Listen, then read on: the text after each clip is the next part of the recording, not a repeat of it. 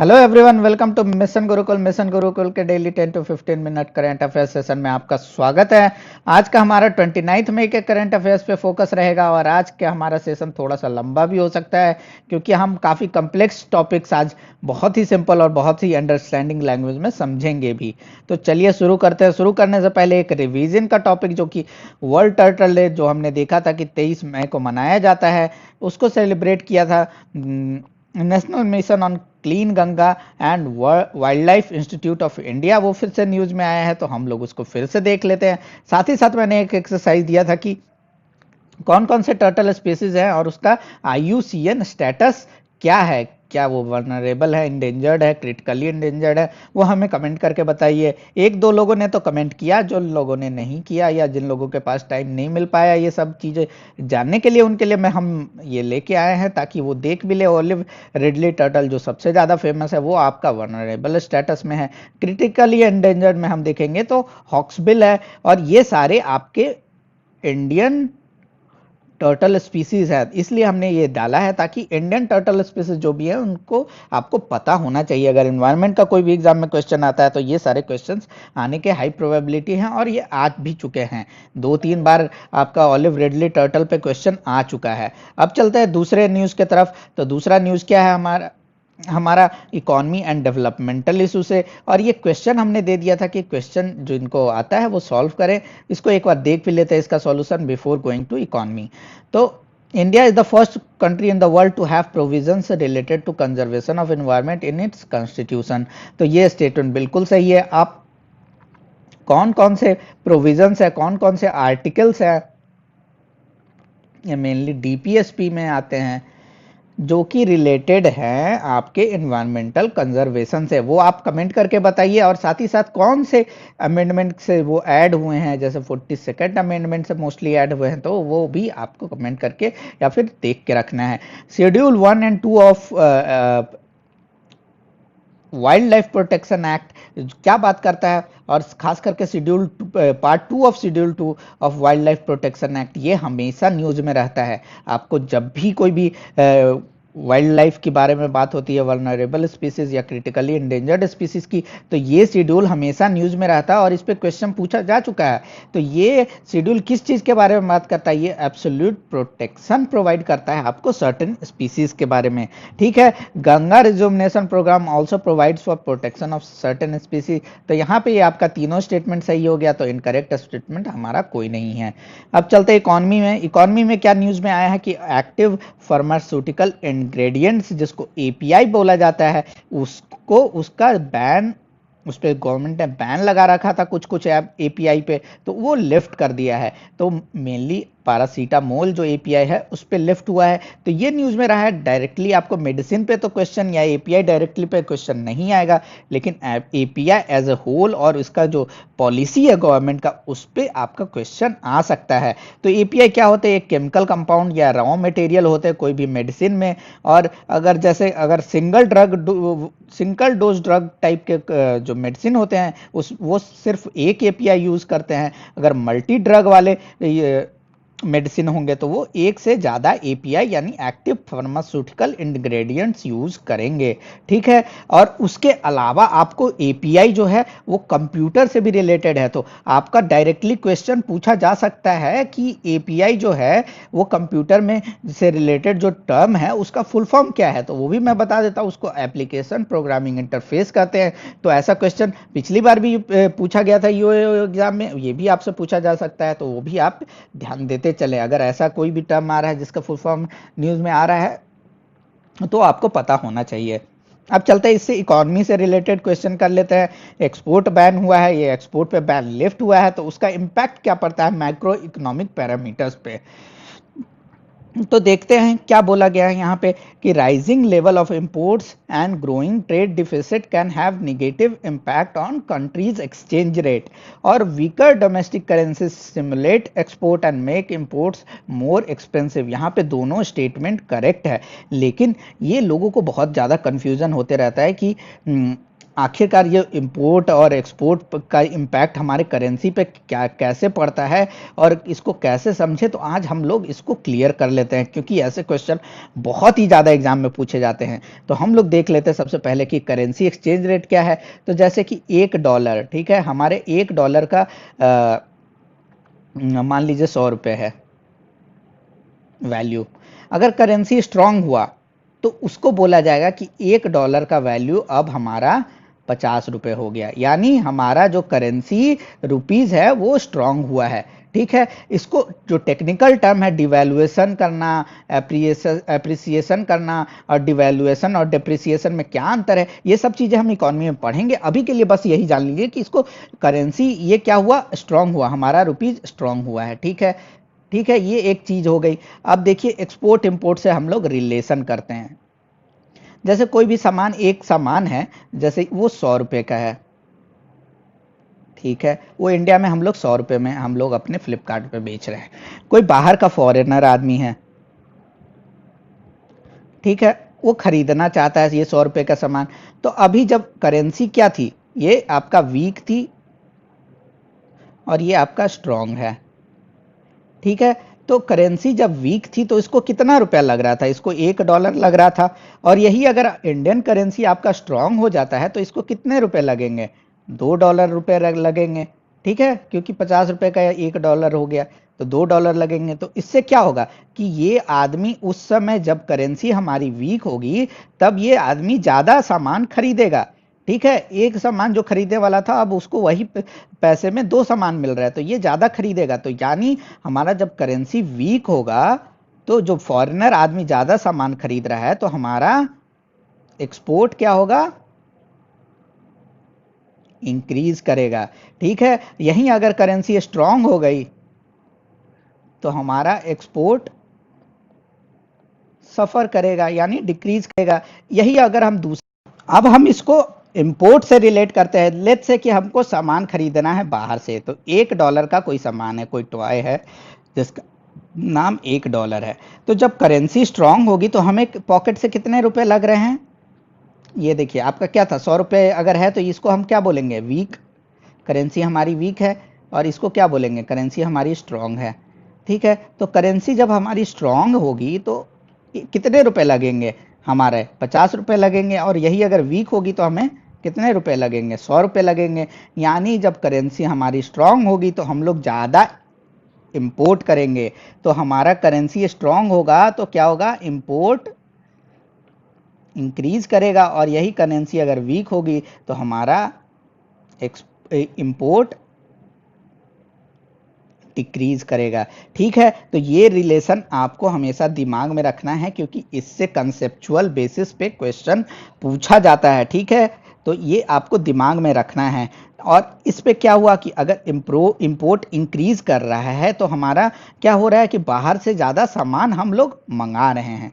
ठीक है, और वो कब होता है, जब करेंसी हमारी स्ट्रांग होती है। इसीलिए लोग जो है ना, देश जिनको एक्सपोर्ट बेसिस पे आप चाइना में देखिएगा, वो लोग अपना करेंसी जानबूझ करके वीक रखते हैं ताकि हमारा जो एक्सपोर्ट इंडस्ट्री है वो ज़्यादा बढ़े। ठीक है, तो ये एक चीज़ें हो गई यहाँ पे। तो वीकर डोमेस्टिक करेंसी सिमुलेट्स, क्या हुआ, weaker domestic currency simulates export and makes imports more expensive. तो ठीक है, ये बात आपको बिल्कुल समझ में आ गई कि राइजिंग लेवल ऑफ इंपोर्ट्स, अगर इंपोर्ट अगर बढ़ रहा है तो क्या हमारा हो रहा है, and a growing trade deficit, मतलब ट्रेड डिफिसिट बढ़ रहा है तो उसका इम्पैक्ट क्या होगा एक्सचेंज रेट पे, वो भी हम लोग देख लेते हैं। तो इसको भी एक्सप्लेन करना पड़ेगा हमें कि जैसे देखिए, ये तो हमने देख लिया क्या रिलेशन,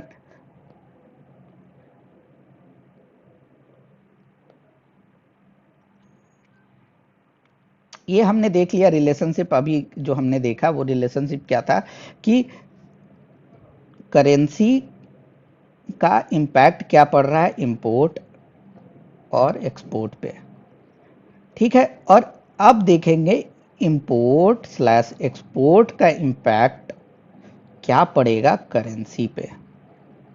ठीक है, तो अब देखते हैं कि जब इंपोर्ट हम लोग करेंगे बहुत ज़्यादा सामान, जब इंपोर्ट हमने ज़्यादा कर लिया, ठीक है, तो हमारा क्या हुआ कि हमने अपने डॉलर हैं वो ज़्यादा खर्च कर दिए। जैसे आपके पास जो हमारे पास जो डॉलर्स है हमारे देश में, हमने बाहर के सामान खरीदे हैं तो डॉलर्स में खरीदे हैं, तो हमने डॉलर खर्च कर दिए। यानी जो $100 था वो अब $50 हो गया हमारे देश में।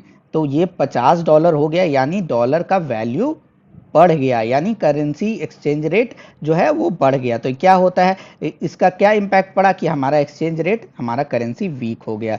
तो इसको हम बोलेंगे कि ये आपका ये भी स्टेटमेंट सही है। आपको जिनको थोड़ा सा कन्फ्यूजन हो रहा है वो आप ज़्यादा कन्फ्यूजन ना ले। हम लोग जब इकोनॉमी पढ़ेंगे तो इसको बहुत ही धीरे धीरे और बहुत ही सिंपल वे में, इससे भी सिंपल वे में हम लोग समझेंगे। ठीक है, अभी के लिए बस इतना ही समझ लीजिए, क्योंकि करंट अफेयर सेशन हमारा बड़ा ज़्यादा नहीं है। पॉलिटी में हमारा न्यूज़ रहा है डिलिमिटेशन पे। डिलिमिटेशन भी बहुत ही ज़्यादा कन्फ्यूजिंग टॉपिक है, तो इसका भी कन्फ्यूजन हम लोग दूर करेंगे आज। पूरा एकदम क्लियर हो जाएगा आपका अंडरस्टैंडिंग। जिनको आता है वो कमेंट करके ये क्वेश्चन सॉल्व करें। डिलिमिटेशन कमीशन किस किस स्टेट्स के लिए किया गया है, तो जम्मू एंड कश्मीर का जो रीऑर्गेनाइजेशन हुआ है उसके लिए, साथ ही साथ असम, अरुणाचल प्रदेश, मणिपुर और नागालैंड के लिए किया गया है। बहुत लोगों को नॉर्थ ईस्टर्न स्टेट में कंफ्यूजन होता है, उसको कंफ्यूजन नहीं रखना है। जैसे आपका जो मैप है वो कैसा है, ऐसा ही मैप है आपका। जैसे ये देखिए, ये हमारा मैप है नॉर्थ ईस्टर्न स्टेट्स का। ठीक है, ये मैंने एक रफ मैप बना दिया है। तो आपको याद करना है कि देखिए, अरुणाचल प्रदेश सबको पता होता है कि ये हमारा अरुणाचल प्रदेश है, सबसे मोस्ट ईस्टर्न है अरुणाचल प्रदेश। ठीक है, उसके बाद आप सीक्वेंस ये याद कर लीजिए, नागा, मणि और मिजो। ठीक है, ये आप याद कर लीजिए, एक गाना टाइप बना के, नागा मनी मिजो। ठीक है, नागा मनी मिजो ऐसे याद रखना है। ये अरुणाचल प्रदेश हो गया। बीच में आसाम है, ये सबको पता होता है कि यहाँ से ब्रह्मपुत्र वेल बढ़ती है, तो ये आसाम हो गया आपका। ये मेघालय हो गया, जो मेघालय प्लेटू है, और ये आपका त्रिपुरा हो गया। ठीक है, तो हमारा क्या है, कौन से है, जैसे ये स्टेट्स आए ना, तो आसाम, अरुणाचल और मणिपुर और नागालैंड, यानी ये छोड़ दिया जाए रीजन, ये रीजन छोड़ दिया जाए, तो ये सारे स्टेट्स में डिलिमिटेशन करने के लिए। तो ऐसे अगर आप मैप से रिलेट कर लिया ना आपने, तो ये आपका दिमाग से कभी नहीं जाएगा, आपको कभी कंफ्यूजन होगा ही नहीं। ठीक है, तो आपका कौन कौन से स्टेट में है ये देखिए, आपका छूट कौन सा गया, मिजोरम, त्रिपुरा, मेघालय। ये आपको याद भी नहीं करना है, बस मैप आपके दिमाग में बैठ गया, फिगर बैठ गया कि हाँ ये स्टेट्स में डिलिमिटेशन होने वाला है। ठीक है, तो ये डिलिमिटेशन की बात हो गई। अब डिलिमिटेशन किस चीज़ से रिलेटेड है वो भी हम देख लेते हैं। डिलिमिटेशन के कानून क्या हैं, पॉलिटिकल प्रोविजंस क्या हैं। तो डिलिमिटेशन में क्या होती है, डिलिमिटेशन में दो चीज़ों की बात होती है। एक तो बात होती है कि लोकसभा में कितने सीट्स होंगे, और कोई स्टेट है उसमें लोकसभा के कितने सीट्स होंगे, और जो स्टेट असेंबली है, तो हर स्टेट के स्टेट असेंबली में भी सीट होते हैं, तो वो कितने सीट्स होंगे, ये डिसाइड करता है डिलिमिटेशन कमीशन। उसके अलावा बाउंड्रीज भी डिसाइड करता है कि लोकसभा के जो सीट है उसके बाउंड्रीज क्या होंगे। तो इसका हिस्ट्री पढ़ लेते हैं कि डिलिमिटेशन कमीशन एक्ट ये सालों में आई है, ये फैक्ट हुआ। लेकिन जब 42nd अमेंडमेंट की बात चल रही, तो 42nd अमेंडमेंट हम अगर याद करें तो ये इंदिरा गांधी के टाइम का एक टाइप का अमेंडमेंट है, 1976। उस समय इमरजेंसी का टाइम समझ लीजिए, या फिर उस समय जो पुश था वो था कि हम लोगों को पॉपुलेशन कंट्रोल करना है, ज़बरदस्ती पकड़ के लोगों का नसबंदी करवाया जाता था। इससे आप रिलेट कर सकते हैं। तो उस समय क्या हुआ कि जैसे देखिए, लोकसभा का जो सीट है, कोई भी स्टेट का लोकसभा का जो सीट है वो किस चीज़ पे बेसिस पे होता है, पॉपुलेशन के बेसिस पे। तो जो नॉर्दर्न स्टेट्स थे वो उनका पॉपुलेशन बढ़ रहा है, तो क्या होने वाला था कि लोकसभा का उनका सीट भी बढ़ते जाएगा, और उनको कोई मोटिव नहीं था कि हमको अपना पॉपुलेशन कंट्रोल करना है। अगर बिहार यूपी का पॉपुलेशन बढ़ रहा है तो उनके लोकसभा में सीट्स बढ़ते जाएंगे और अल्टीमेटली उनका रिप्रेजेंटेशन बढ़ते जाएगा। तो वहाँ के जो चीफ मिनिस्टर हैं वहाँ के उनका कोई मोटिव नहीं है, उनको तो फायदा हो रहा है कि हमारा रिप्रेजेंटेशन बढ़ेगा, हमारी पॉलिटिकल पार्टी स्ट्रांग होगी एट नेशन। तो वो कोई मोटिव नहीं था, इसलिए 1971 का जो सेंसस है उसी के बेसिस पे फ्रीज कर दिया गया कि 2000 तक हम लोग फ्रीज कर देते हैं। यानी जो जो आपका जो हर स्टेट का लोकसभा का जो सीट है और जो स्टेट असेंबली में हर कितना सीट होगा वो आपका फ्रीज कर दिया गया 1971 के सेंसस के हिसाब से। अब चलते हैं कि ये तो बात हो गई है 1970, लेकिन जब 2000 आया तो इसी को एक्सटेंड कर दिया गया। ये फ्रीज जो था उसको 2026 तक इसको एक्सटेंड कर दिया गया, यानी नेक्स्ट 25 ईयर्स तक। और ये कब, ये 84th अमेंडमेंट के थ्रू आया। ठीक है, ये तो एक्सटेंड कर दिया गया, लेकिन यहाँ पे एक और प्रॉब्लम आ रही थी कि जैसे 1971 का जो सेंसस था उसके हिसाब से लेट से एक लखनऊ सिटी था, तो अभी तो अर्बनाइजेशन का जमाना आ गया कि जो लखनऊ सिटी था जिसका पॉपुलेशन 10,000 था, समझ रहे हैं बात, उसका पॉपुलेशन 10 लाख हो चुका था। और वहां के जो एमपी थे, हाँ, वहां मान लीजिए एक लखनऊ, देखिए ये जो लखनऊ के एक कोई एरिया होगा, जरूरी नहीं है कि लखनऊ जो डिस्ट्रिक्ट है उससे कंसाइड करे, लेकिन वहां के जो एमपी हैं, जो वहां के एमपी हैं वो कितने लोगों को रिप्रेजेंट कर रहे हैं, 10 लाख। और जो मान लीजिए कोई विलेज एरिया था वहां के एमपी हैं, उनका रिप्रेजेंटेशन क्या है, 1 लाख या फिर उससे भी कम, ऐसा मतलब अनडिस्ट्रीब्यूटेड था। तो क्या बात की गई 84th अमेंडमेंट में, बात ये हुई कि जो ये देखिए सीट्स तो इंक्रीज नहीं होंगे, जो लोकसभा के हर स्टेट के जो सीट्स फिक्स्ड हैं और स्टेट असेंबली के जो सीट फिक्स्ड हैं वो तो सीट आपका फिक्स ही रहेगा। और वो सीट किस सेंसस के बेसिस पे फिक्स्ड है, 1971 सेंसस के बेसिस पे फिक्स्ड है। लेकिन जो डिस्ट्रीब्यूशन है, यानी कि जो जैसे ये एक आपका डिस्ट्रिक्ट है, इसमें जो सीट्स है ऐसे ऐसे, जो कंस्टिट्यूएंसी ऐसे ऐसे बटे हुए थे, आप क्या कीजिए कि मान लीजिए कि इसकी डेंसिटी बढ़ गई, इसकी पॉपुलेशन बढ़ गई है, तो आप जो ये स्टेट है उसको डिलिमिट कर दीजिए, यानी कि अब इसको छोटे छोटे भागों में बांट दीजिए। लेकिन जो मान लीजिए 80 सीट्स है वो 80 सीट्स ही होंगे, लेकिन उसके बाउंड्रीज डिफरेंट हो गए, और वो जो बाउंड्रीज डिसाइड हुए वो बोला गया 84th अमेंडमेंट के हिसाब से कि 1991 के सेंसस के हिसाब से होगा। और यही बढ़ा करके 87th अमेंडमेंट में हमारा 2001 सेंसस ऐड कर दिया गया है। ठीक है, तो ये सारा आपका डिलिमिटेशन का कंसेप्ट भी आपका क्लियर हो जाना चाहिए। जिसको कंफ्यूजन है वो हम लोग जब पॉलिटी पढ़ाएंगे तो वो वहाँ पढ़ाएंगे ही, या फिर आप इस वीडियो को पॉज कर करके भी धीरे धीरे समझ लीजिए। बहुत ही ईजी और बहुत ही अंडरस्टैंडिंग बेस्ड ये कॉन्सेप्ट है, और इस पर क्वेश्चन आने के ज़्यादा प्रोबेबिलिटी है, क्योंकि कमीशन बनता नहीं है हर साल, लेकिन जब बना है तो आपको तो पढ़ना पड़ेगा, क्योंकि ये तो आपके कॉन्स्टिट्यूशन का पार्ट है। तो क्वेश्चन करके आप इसमें जो डाउट बच गए हैं वो क्लैरिफाई कर लेते हैं। इसमें इनकरेक्ट स्टेटमेंट निकालना है, तो अभी देखा 42nd, 84th और 87th अमेंडमेंट तो है ही, तो ये तो करेक्ट है ही। प्रोविजन ऑफ ये सिंपल मेजोरिटी से, मैंने कल भी बताया था, सिंपल मेजोरिटी वाले सारे प्रोविजन आपको पढ़ लेने हैं। जिन्होंने गलत आंसर दिया है उन्होंने पढ़ा नहीं था इसका, तो ये आपका तो नहीं ही है, सिंपल मेजोरिटी से आपका कर सकते हैं। और यहाँ पे गलत क्या है, ये 2026 है। और करेंटली 2001 के सेंसस पे हमने देखा कैसे कॉन्स्टिट्यूएंसीज का बाउंड्री डिसाइड किया गया है। लेकिन अगर वही बात करेगी सीट्स के बारे में, तो सीट्स हमारा अभी भी 1971 के सेंसस के बेसिस पे ही हैं। यानी कि हो सकता है कि बिहार का या यूपी का जो सीट है जो मिला हुआ है आपको लोकसभा में 80 या 40, तो वो आपका बहुत ज़्यादा होना चाहिए अभी के पॉपुलेशन के हिसाब से। ठीक है, अब चलते हैं नेक्स्ट क्वेश्चन की तरफ। चूज द इनकरेक्ट, ये भी इनकरेक्ट है।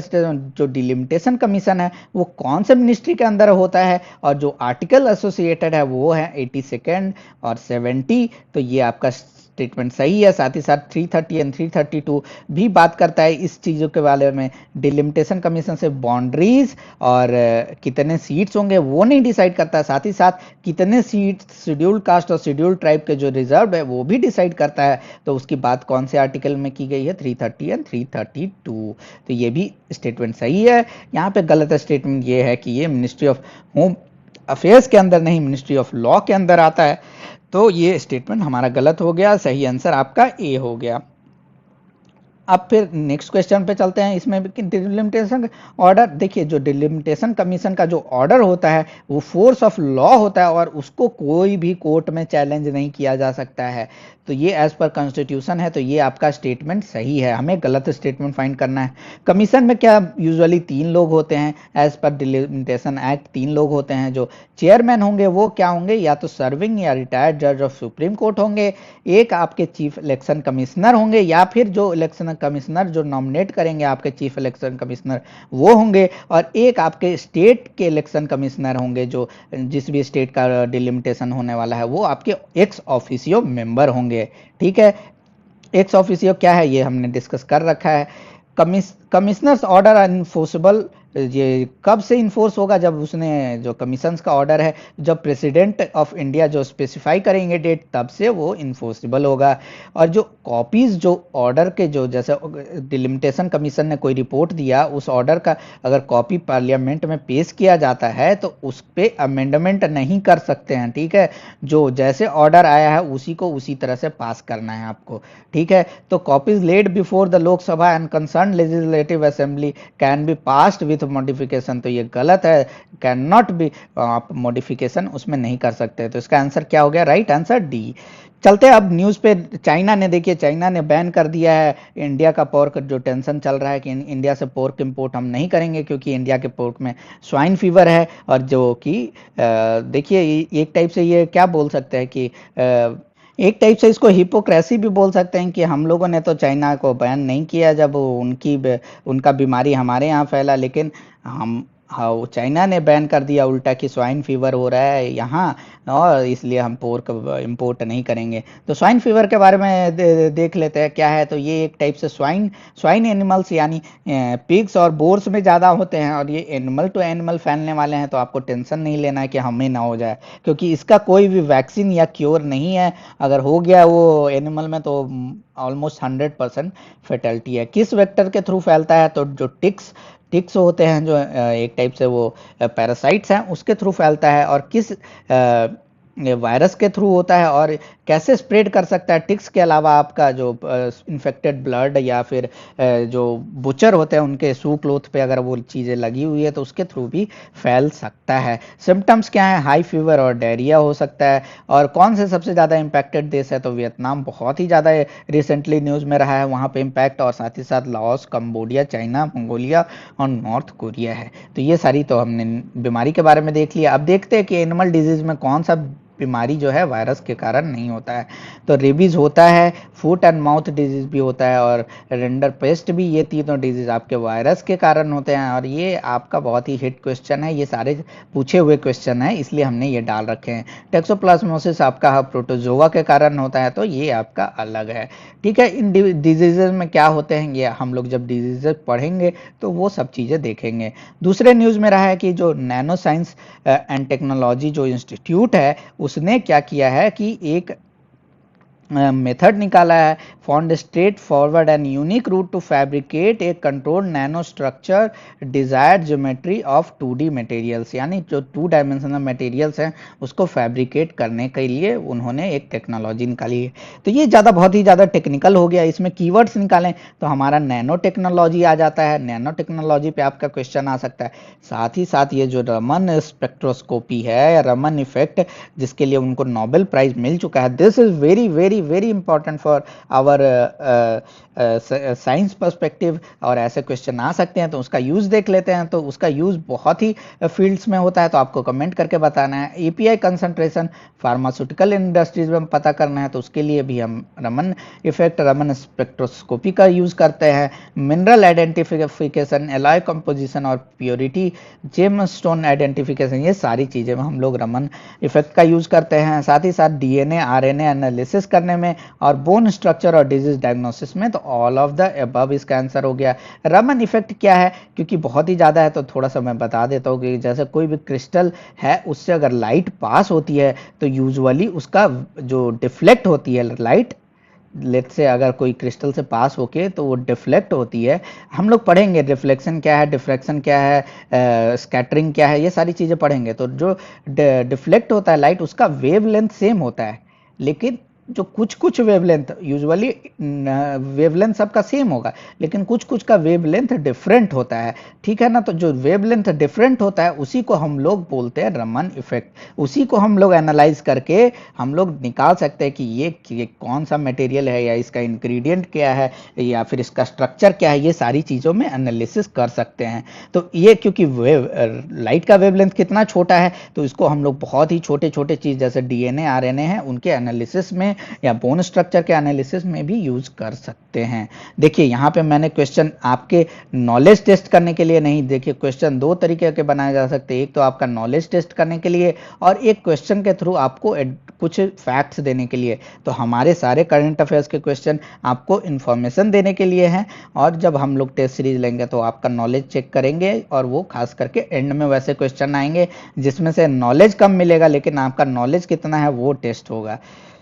चलते हैं industrial relation, labour laws and social security in India पे। हमारा न्यूज़ में आया है कि जो central institute of plastic engineering and technology है उसका नाम बदल करके central institute of petrochemical engineering and technology रख दिया गया है। और ये नाम किस एक्ट के अंदर चेंज किया गया है, तो तमिलनाडु सोसाइटीज रजिस्ट्रेशन एक्ट। तो ये ज़्यादा इंपॉर्टेंट न्यूज़ नहीं है, लेकिन जब भी सोसाइटीज रजिस्ट्रेशन एक्ट की बात आती है तो उसको आपको लिंक करना है अपने स्टैटिक टॉपिक से। तो हमने लिंक किया, हमने ट्रेड यूनियंस एक्ट जो बहुत ही हिट टॉपिक है हमारे इंडस्ट्रियल रिलेशन का, उससे लिंक कर लिया कि सेक्शन 14 क्या बोलता है कि कौन कौन से एक्ट एप्लीकेबल नहीं है हमारे ट्रेड यूनियन, अगर कोई रजिस्टर्ड ट्रेड यूनियन है तो उस पर। तो यहाँ सेक्शन 14 आप देखेंगे तो उसमें societies registration act, cooperative societies act और कंपनीज एक्ट, ये तीनों एप्लीकेबल नहीं है। अब चलते हैं नेक्स्ट न्यूज़ पे। जैसे हमने देखा कि यूएन पीस कीपर्स कल हमने पढ़ा था, उसमें हमारे एक इंडियन पर्सन है, मेजर हैं, उनको अवार्ड मिलने वाला है UN peace keepers award for, उनका नाम क्या है, सुमन ग्वानी। तो ये आपका कोई भी अवार्ड है उस पर क्वेश्चन आ सकता है, क्योंकि पिछली बार की तरह ही हम लोग इस बार क्वेश्चन बनाते हैं। जैसे पिछली बार राजीव गांधी खेल अवार्ड किस 2016 के बारे में पूछा गया था, तो इस बार क्वेश्चन बना दिया हमने 2019 के बारे में। तो किस किस को मिला है, तो बजरंग पुनिया है, दीपक मालिक हैं, विराट कोहली को 2018 के लिए मिला था। तो आपका इसका आंसर क्या हो गया, 1 और 2। ठीक है, तो ऐसे क्वेश्चन आपको लिंक करने हैं कि अवार्ड है, तो अवार्ड से क्वेश्चन पूछे जाते हैं ईपीएफओ एग्जाम में। अब बोनस फैक्ट्स पे चलते हैं। तो हमारा उघियुर राइट्स बिल कहाँ आया है, तो यूएस में आया है। किस चीज़ के लिए आ रहा है, तो चाइनीज़ ऑफिशियल जो रिस्पॉन्सिबल हैं ऑपरेशन ऑफ उघियुर मुस्लिम्स, उसके अगेंस्ट में उनको बैन करने के लिए, उन पर सैंक्शन देने के लिए ये बिल पास हो चुका है यूएन हाउस में, और ये प्रेसिडेंट के पास चला गया है साइन होने के लिए। बस इसमें कीवर्ड्स है, आपको बस कि उघियुर राइट्स बिल किस कंट्री से रिलेटेड है, ऐसा क्वेश्चन आ सकता है। डब्ल्यूएचओ ने फाउंडेशन लॉन्च किया है, डब्ल्यूएचओ फाउंडेशन वो क्या है, उसका हेडक्वार्टर जनेवा में होगा। किस चीज़ के लिए है, to support the organisation effort to address most pressing global health challenge. ठीक है, तो ये भी एक नया ऑर्गेनाइजेशन, नया फाउंडेशन बना है, तो उसको पता होना चाहिए। हर्बल रोड्स कहाँ बनने वाले हैं, तो उत्तर प्रदेश में, और कितना किलोमीटर, 800 किलोमीटर, और इसमें क्या होगा कि मेडिसिन एंड हर्बल ट्रीज उगाए जाएंगे आपके रोड साइड पे। ठीक है, इंट्राहोमे मिलिशिया कहाँ से रिलेटेड है, तो डेमोक्रेटिक रिपब्लिक ऑफ कॉन्गो इससे रिलेटेड है। ये सब वन लाइनर क्वेश्चन आ सकते हैं कहीं भी। और लोकस्ट बहुत सारा न्यूज़ में रह रहा है, तो लोकस्ट एक टाइप का पेस्ट होता है या इंसेक्ट होता है, जिस कहाँ कहाँ ये साइट हुआ है, तो मध्य प्रदेश, विदर्भ और महाराष्ट्र। आज का हमारा सेशन बहुत ही बड़ा रहा, क्योंकि बहुत ही कम्प्लेक्स और बहुत ही डिफ़िकल्ट टॉपिक्स जो हमेशा लोगों को कंफ्यूज करते रहते हैं, उनके बारे में हम लोगों ने देखा। तो किसी दिन आपका टॉपिक लंबा हो सकता है, इसका मतलब ये नहीं कि आप इग्नोर कर दे, लेकिन क्योंकि ये इंपॉर्टेंट चीज़ें हैं, इसको आपको पढ़ना है ही और साथ ही साथ क्वेश्चन करना है ही। तो मिलते हैं कल फिर से डेली करंट अफेयर सेशन में।